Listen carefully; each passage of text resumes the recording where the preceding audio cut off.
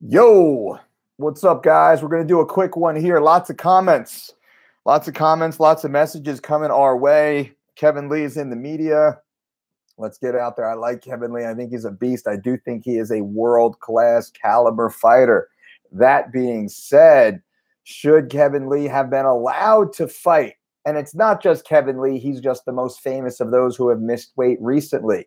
But should athletes who miss weight, should they be allowed to fight without penalty? And don't tell me that giving up 20% of your purse is a penalty, because it's not. Athletes intentionally give up 20% of their purse strategically so they don't have to make weight. They actually choose to pay 20% in exchange for not making weight. It's a little dark trade, dark secret that happens behind the scenes. Now, Mike Bowen of MMA Junkie had put out a report recently that 8 athletes have missed weight or been pulled from. 8 athletes have missed weight so far this year. Of the 8, 3 have been completely pulled off the card due to health issues. Of the 5 remaining athletes that had missed weight, all 5 have won.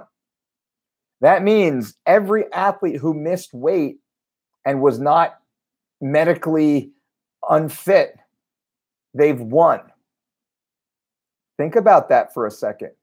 Every athlete who has missed weight and competed won their fight. Every athlete who has missed weight and competed is undefeated. Every athlete who has missed weight and gave up 20% of their purse was rewarded with a 100% bonus of their win money, while also moving up a pay tier in the UFC contract. That's the way the UFC contracts work. And also, they are given a higher profile, larger payday at their next fight. So I'm asking you guys, actually, this is a question for you guys, because I don't want to say I'm on the fence, but this is your conversation here. I want to know what you think. So leave your comments here and tell me, what do you think? So we're using Kevin Lee as the muse because he's the most famous. Aspen Ladd missed weight on this card also. Aspen was removed from the card because of a whole bunch of other business that happened behind the scenes with her opponent, Leslie Smith, and the UFC. But of the athletes who have competed after missing weight, they are undefeated.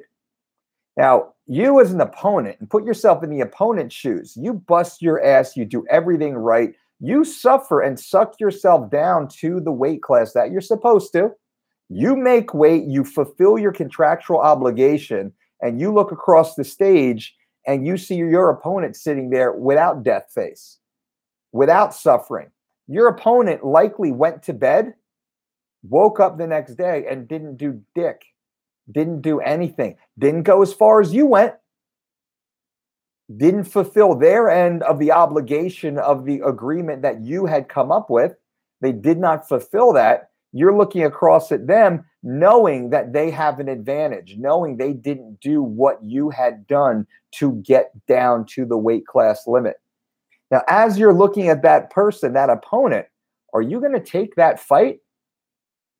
Are you going to give them that advantage? And that's a question. That's my question to you guys. My recommendation is no. No athlete should fight. No athlete should fight their opponent if their opponent misses weight. That's going to be controversial. I don't care, but that's the facts of it, especially knowing that every athlete who's missed weight thus far this year, we're January, February, March, April. We're a third of the way into the year. We're a trimester into the year. In the first 4 months, 1/3 of the year has passed, and athletes who have missed weight are undefeated against their professional, legitimate, contract-abiding opponents. The data alone speaks to the very clear disadvantage. Is that a good business move? Is that a good career move? Is that a good health move? To fight someone who knowingly and intentionally gains an advantage over you? That's my question. Do you guys have any comments? Feel free to leave your comments below. I'll actually go through it. I'll read their comments and we can have a little bit of a conversation on this. I don't know that it's a debate because the data is there. The facts don't lie, right? As Ben Shapiro says, the facts don't lie.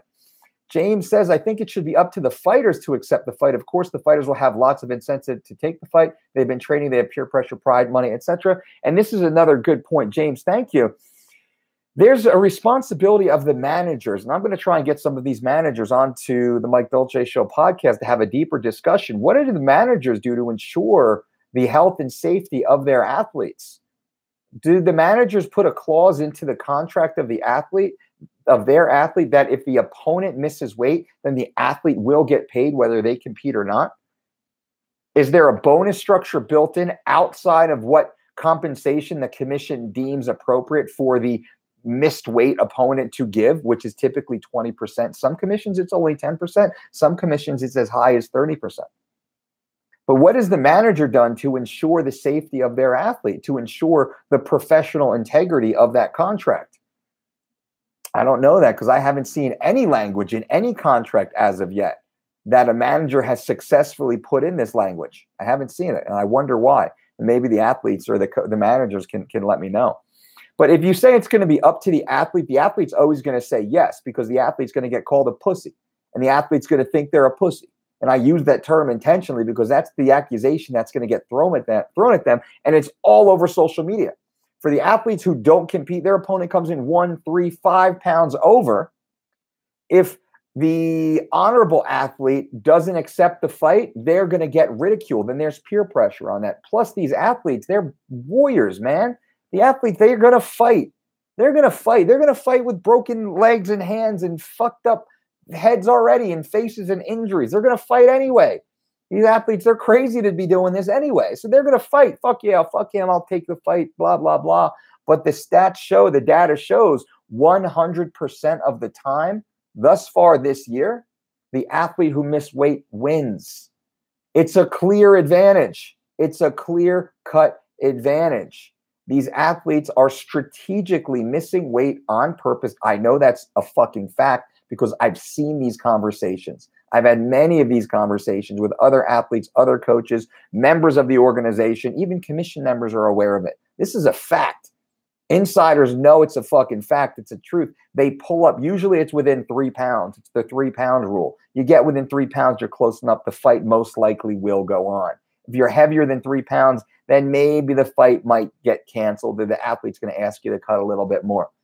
Happens all the time. And it's disgusting. It's embarrassing. So again, leave your comments below. Let me know what you think. Should the athlete who misses weight be allowed?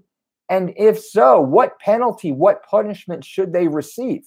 What benefit or what incentive should the honorable athlete get for accepting that fight?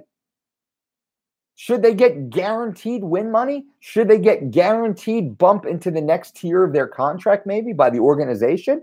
Maybe. That might be good. There's a few different things here. Because this isn't a black and white topic. When you really look at all eyes and all sides, I always rely on the stance of health and fighter safety. And when you talk about health and fighter safety, you can clearly say it is not in the best interest of the athlete's health nor of their safety to fight someone who does not meet the required weight class limits as defined by their legal and binding contract.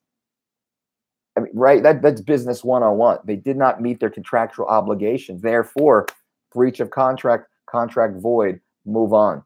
So that's my thoughts. I want to hear your thoughts. Leave your messages below. Leave your comments below. Tell me what you guys think. And subscribe to the channel if you haven't already. Click the notification button so you know when I come on live. This was just a thought. I was in a conversation. A bunch of questions have come through to the site and to the business today, and I figured I'd pop back on here, click on, and talk to you guys, see what you have to say. So feel free to leave some comments below, and until next time, boom.